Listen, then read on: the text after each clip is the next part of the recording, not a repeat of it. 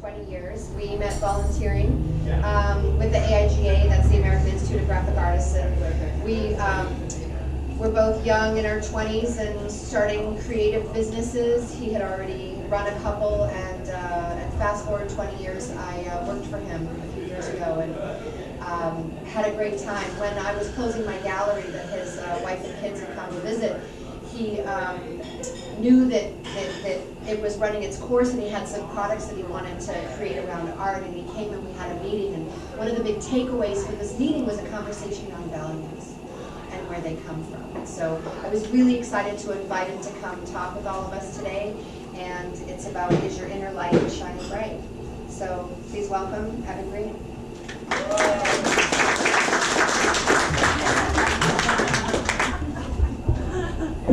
All right, you guys. So I believe that all of you are incredibly loving people. You're also very amazing in what you do. And my purpose in life at the core is to help heal, grow, and empower others. In that, I've had to learn things along the way. Today I want to share a few practical insights of what I've learned that might be helpful to you in how I help myself and others let their inner light shine bright.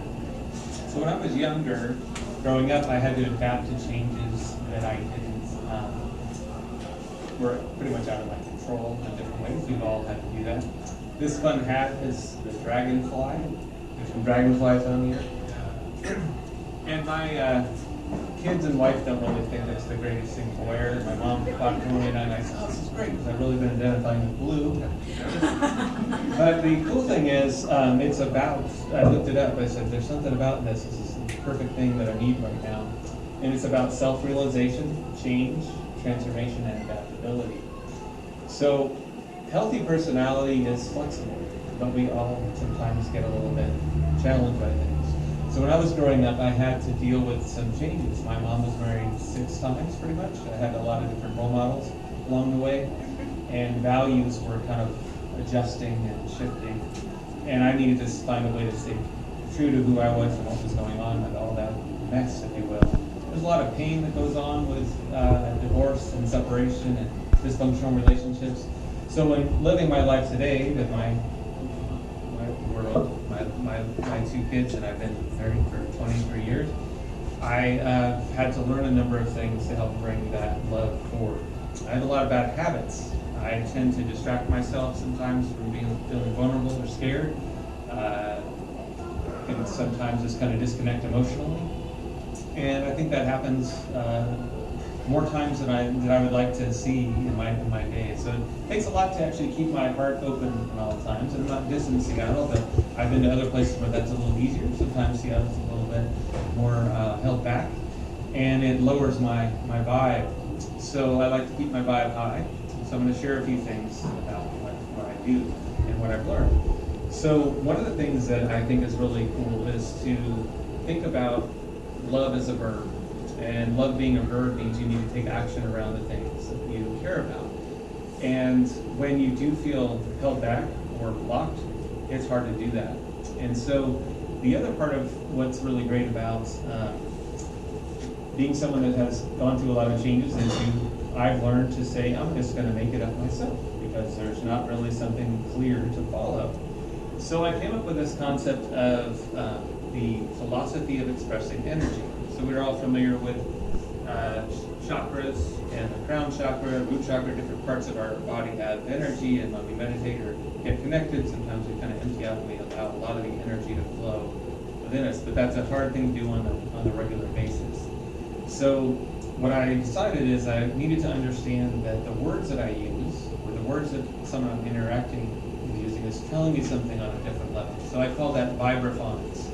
It's not just what someone's saying, it's how they're saying it. And it's also the self-talk and the things that are going on. A lot of times I feel like I'm just in an unconscious phase of just the next day and the next day, and I'm not as aware or purposeful.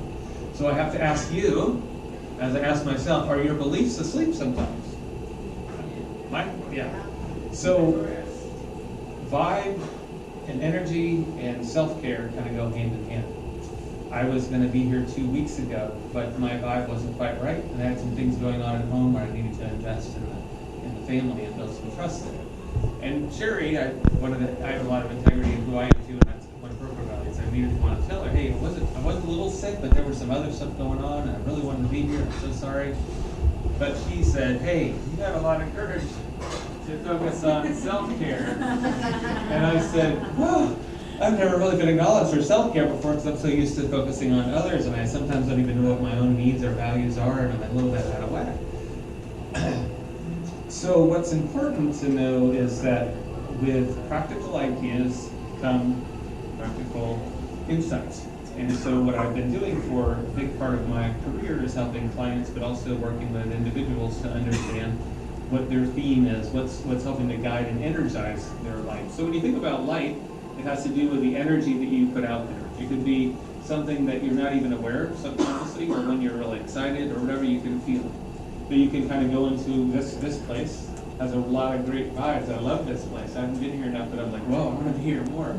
And that's because of the love that's been put into it, the energy that's been put into it. So part of what is somewhat practical is to think about what is a theme that you might have in your life. Because when you have a bit of a theme, as I've had to learn along the way, it helps to bend the rough edges of reality. So that's why sometimes a quote or something that somebody said or a poem can help to guide and connect to that particular time of where you are.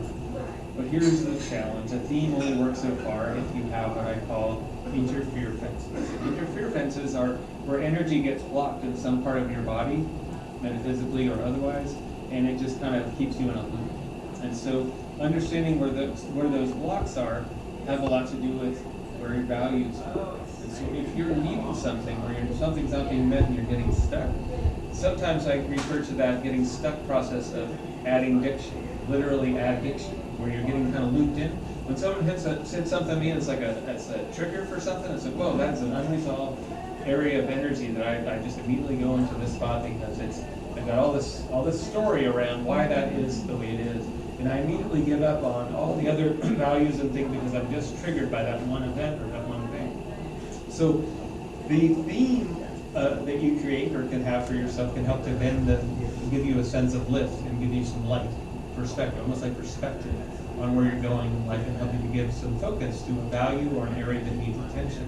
And so at the different levels of these interfere fences, these spots where you get blocked, there's equally spots where you can bring more light to it. So I know these seem a little bit of an abstract concept, but what I found, and I went to Eben Greene State College, and I was trying to force myself, because of course I didn't grow up with a lot of financial planning, but I was in a financial planning class when I was about 22 after I graduated, and I just kept drawing out all these little symbols that I didn't know because I was really bored. And I asked myself, what the heck are these? And I'd say it quite like that. But I realized that they were symbols for values because there's a peace symbol. But what are all the other values not getting attention? So I decided over the course of many years I've created some different value symbols. I'll share those with you. But what's interesting is when I'm getting clear on what different values are, then I can relate them to a story of where I am in life and the energy of what's going on. So the real practical thing is to be aware of what your language and your voice is, to understand you ultimately could be blocked or not feeling as connected. And where you can connect is oftentimes on a value. But oftentimes when you see hope or you see light in somebody else, you're perceiving that other person, something you want to strengthen in yourself. So instead of being jealous or, oh wow, they're that or this, unless it's about how fancy a car is or whatever, and I'm trying to stay out of that circuit, then you can actually go and talk to that person or engage with them in some way and say, I really appreciate what you're doing, or and that creates more light. Because when you honor it in someone else, you start to get to see it in yourself. So the thread here is that when you have energy and it's not being expressed, you're not being yourself more. And so what I do with a lot of clients and organizations and people that I work with is I say basically to change, be you more. So I listen to what's already there and I look for where the light is and I help to guide where that light can shine and what needs to happen. It's usually around aligning on values.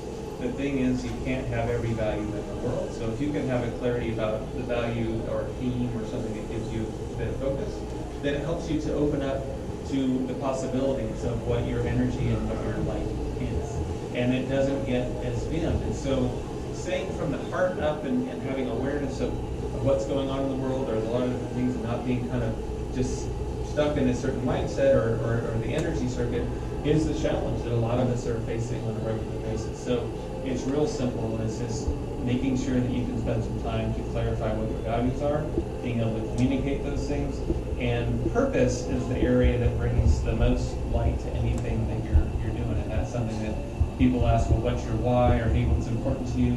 But ultimately, that's the type of thing that gives a lot of spirit and light. So how are we doing on time? I thought it was going to be going a lot faster or wasting more time than that. We're at 0 time? No, we're perfect. If, yeah, probably want to move into the transition. Okay, perfect. So, laying that out, what I wanted to do and share with you is that we have an exercise here. So underneath your chair is a unique value. Underneath it, you can grab it. Before you grab it, grab that first. It's underneath your chair. So a little piece of paper. Might be towards the front. Maybe better. So, there is a value on one side and a positive phrase, some of which Sherry created, some of which I created, that we made special for you guys today. And if you just want to roll your putty ball, if people end up with a putty ball in their fingers, I'll just come along and collect the putty ball while he got a putty ball. So, right here, up in front of you guys are in a perfect spot. Is this row can flip around? You'll be facing your partner. Okay, they must have stayed on the chair. That's fine. You can do putty balls. I came out. So what's happening next is you're going to flip around. Someone that if you pair up, you'll need to kind of cross over there. But actually, your row flips around. Nice. Okay, great. Putty ball, perfect. There's another. What's yours say? So, Mary, can you help the last? Oh, yeah. Yeah, okay, so actually, you two come down here. Yeah, this row's going to connect with this row, and I'd like you two to come and become part of and this. your row there, if you guys can flip around. So bring a chair. And I'll join this. We're gonna sit here. Yeah, and then you guys turn around. Yes. With Mike. Hey, Mike, do you want to come back here, please? Yeah, and then you guys can be 4, and then Mike's gonna come over here, and you guys can be 4. Okay. And then Jay.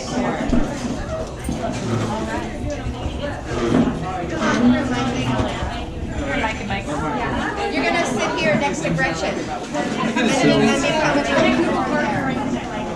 You're going to be doing the first time, we actually try to be 2 rows of people. And we did 2 rows of 3. coordination. What do we got? Devin, if you want to turn this way. I don't know if it's this way.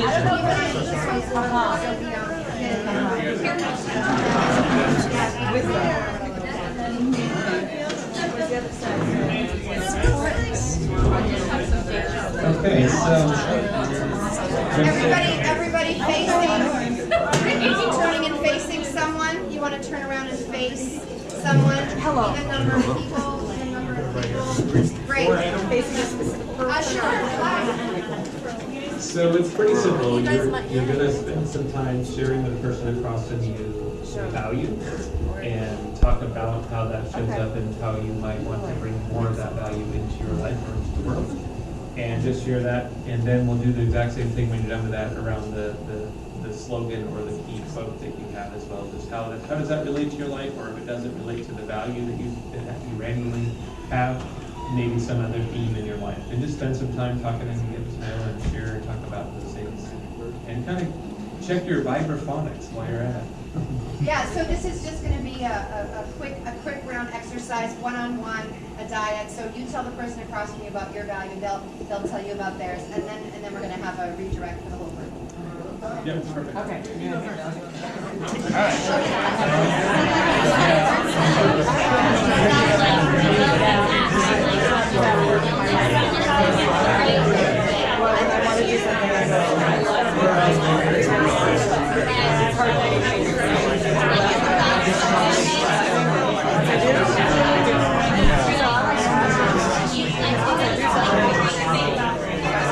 That's cool.